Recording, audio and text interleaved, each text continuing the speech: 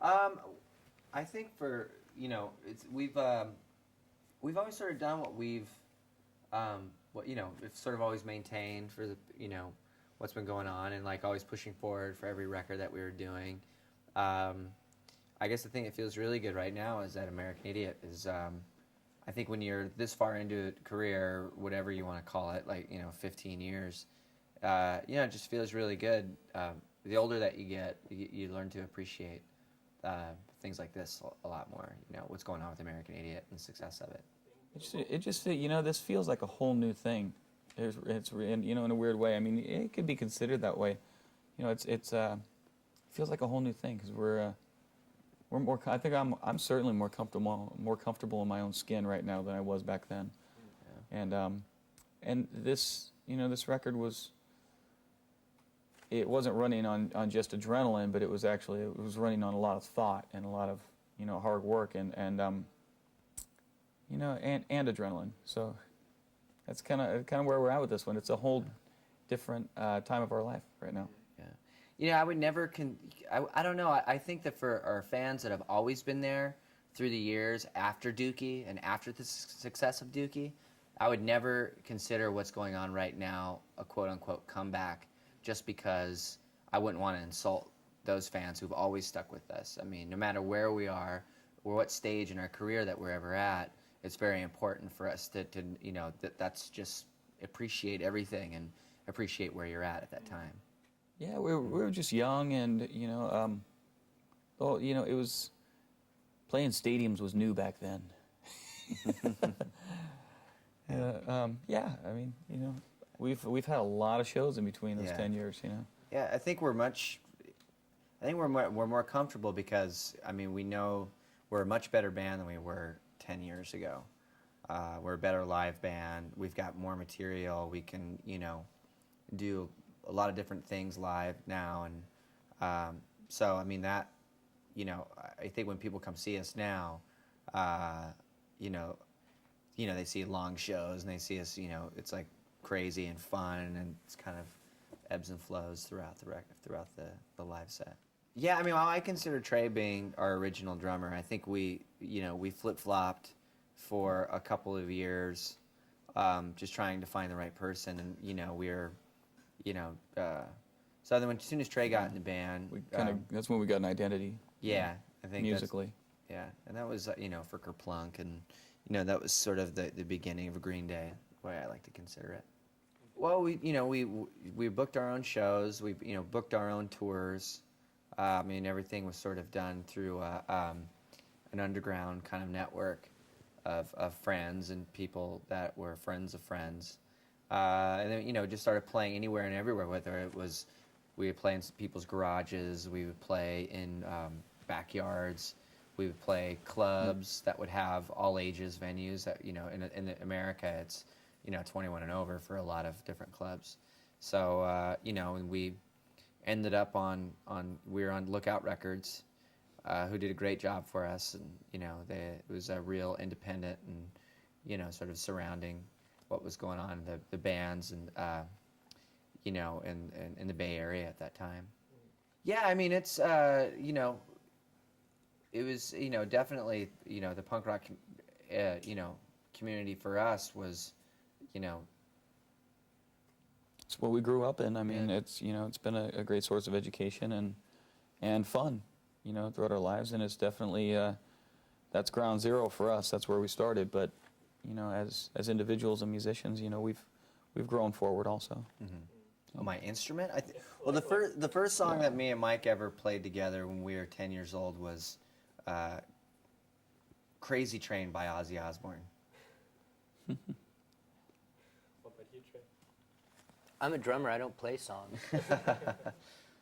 Well, I tell you, we had toured pretty extensively up to the point when we started recording Dookie, and once that was finished, we went back out on tour again immediately, and we were actually in Europe opening for a band called the Totenhosen, and while the record was just selling like crazy in the States, and that was pretty wild. So when we came back, we had already sold, I don't know, 1 million records or something, and It was, and then we were opening up Lollapalooza tour. So Lollapalooza festival.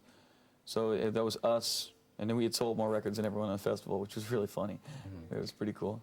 Yeah, I mean, opening up for De Totenhausen at that time was that was our first big shows that we ever played. We never played in front of that many people before, so I mean that was very educational. Yeah, it's humbling I have too. to say, very humbling at the time. They're very dedicated fans. So, so it was it was a great experience for us though to be able to get the opportunity to do that. So, educational in what way? We were so used to playing. We didn't play in front of any more than really 300-500 people. I mean, we played shows back at home with Bad Religion, and the biggest show we played was about 3,000, and then all of a sudden we're in an arena where we're playing to 10,000, and we never played in front of that many people, so we had to really sort of project more and become. It wasn't, it's a giant crowd has a lot less patience for any band than 300 people in a small club, so. You had to learn to step up the presence of like just 3 people in a band, and then there's like 10,000 people in front of you, and you don't want to look like little ants jumping around. You got to, just put on a good show. And then also we started off in Germany, and there's a language barrier that we, got to learn how to. Play for crowds that speak different languages. And learning how to deal with a language barrier in a club is a lot different than learning how to do it in a hockey arena. Yeah. Or Deutschlandhalle. Well, yeah, I mean, I think, we haven't played these big places that we're playing now in Germany. We haven't played the size in probably about 7 or 8 years. So I don't know. It's just really our main focus and the most important place for us to really be was Germany, is because this is the first place we ever played outside of our own country. Back in in 1991. So I mean, for us to play here, I mean, it was really probably the most important place for us to want to come. Our biggest priority. No, I don't think so. I think you need to have mistakes, and you got to have. It can't all be up here, It's if we made any mistakes, then we were meant to make those mistakes, and if we've done things right, then we learn from that too. And I think it's just life, and try and enjoy each part of it and keep moving forward. Yeah, never stop learning. I mean, for us, about being in this band is about the process of being in the band, not as a means to an end. It's So I mean, everything. Anything in life that's good or bad, there's always something to learn from it. And it's just meant to be. I mean, it's like if we didn't sort of go through the roller coaster of a career that we've had, we wouldn't have had American Idiot, So, and I'm, and this is the best times of our lives, really, Band therapy. Yeah, we've, I mean, I think the main thing is just to be honest with each other, there's never been like a severe drug problem in this band. There's never been, anything. I mean, I don't know. I mean, because I think we think it's all very real. It's a real relationship between us. So, I mean, of course, there's times where we irritate each other. That's just natural. Anytime you're in a band with somebody for 15 years, especially if I'm in the band. But that's just natural. It's just how do you deal with it? How do you deal with your own ego? How do you put your ego aside to, Yeah, we have the same goal in this band, and that is, we all want to make music. It's, we're very passionate about that, and we're also, I think, as individuals, we're very, we kind of think of ourselves. Probably even since we were little kids, we probably each, as individuals, have thought of it being ourselves against the world. But with this band, it's it's a lot stronger, and it's kind of like us against the world. Like sometimes your ball's got to touch. I mean, I don't know. I think people, they read too much into things, into relationships with bands and this and that. The difference between us and a lot of other bands that don't make it is because those bands were probably never really bands. They were just groups, and any crowd of people can be a group. Any 4 guys on a stage can be a group. It takes people that really have a common goal and care about one another to be a band. Well, in the process that we did with this record, We need microphones. you know, somebody would be. Sometimes you're really ready and you go in and you just want to record your songs, but we spent so much time recording this record that, you know, somebody would be in recording and everybody else just kind of lets go and goes and has fun and does whatever, and then keeps your mind clear and free, and then you run in there and do your thing. Or like one of the things that we did for a long time. Who doesn't like kicker? Yeah. One of the things we did for a long time. Who that doesn't was like really fun, pool? That's, I mean, you know. was like we had a pirate radio station, you know, and we go in there and we play music on our pirate radio station, and, you know, make prank phone calls, you know. It's just, I don't know, you know, we like to have fun too, believe it or not. It's crazy. Well, Well, I think the whole process Yeah. of writing and recording was about 18 months. yeah, it was a year and a half. I think the writing process went about 1 year, and then the recording, you know, about 6 months. But you know, I mean, it wasn't an easy record to make. I mean, there was a lot of, it was you know, it was a different process than we've ever been before. It wasn't just like a group of songs. It was more, you know, we put up a chart and, like, you know, talked about the story.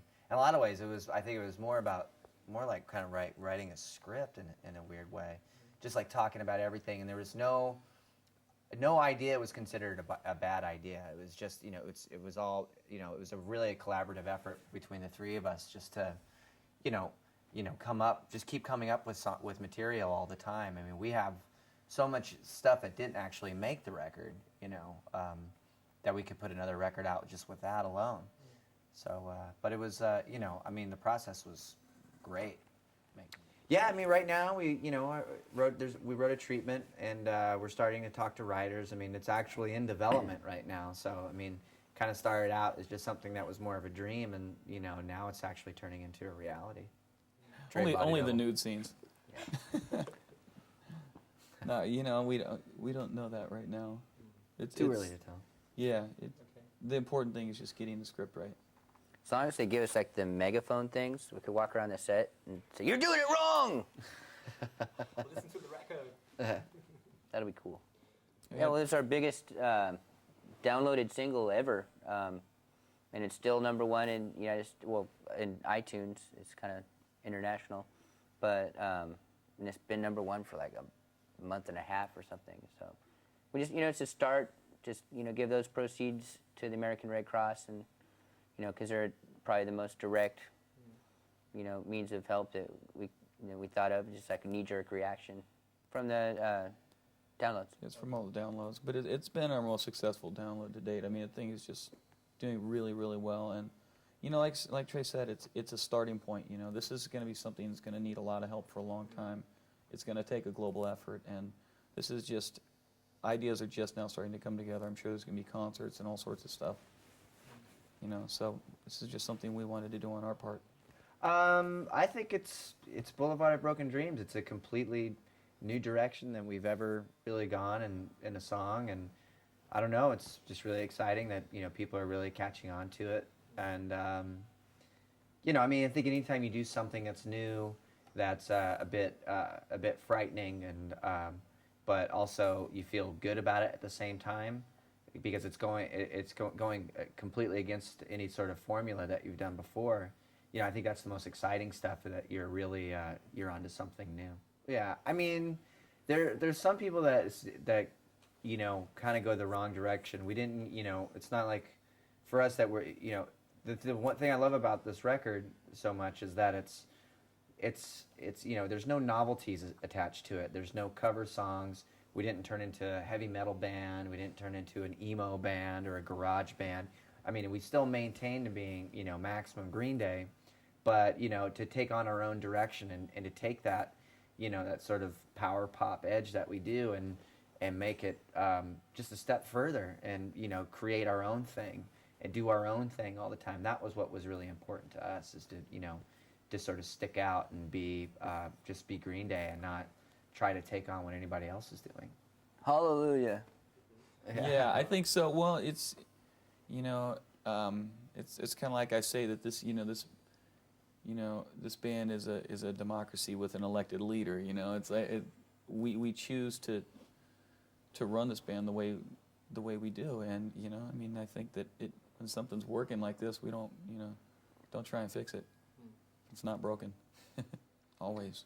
Yeah, you know, I mean, like I said, I mean, being in this band and life in general is not a means to an end. It's about the process, and you know, anytime that there's something to be learned from everything, from every failure to every success or whatever, you know. So I don't know. For me, it's about the process, and you know, I'll be finished when I'm dead. I mean, I don't think anybody's going to leave this band unless it's in a coffin, really. You know, yeah. Life is a journey, not a destination, and this band is our life, and so that's where we're at. Okay. That's why. And the water runs through the river over the rocks. And then the butterflies never come pee out into the and wind. the flowers bloom. And never And, eat yellow snow. And you know, And the caterpillar as long as becomes there's a Offspring cocoon. records being made, we're still going to keep doing it. Wherever you go, there Yeah. you are. Keep your underwear clean. Yeah. You got to know when to hold them. Do it to me, baby. Okay.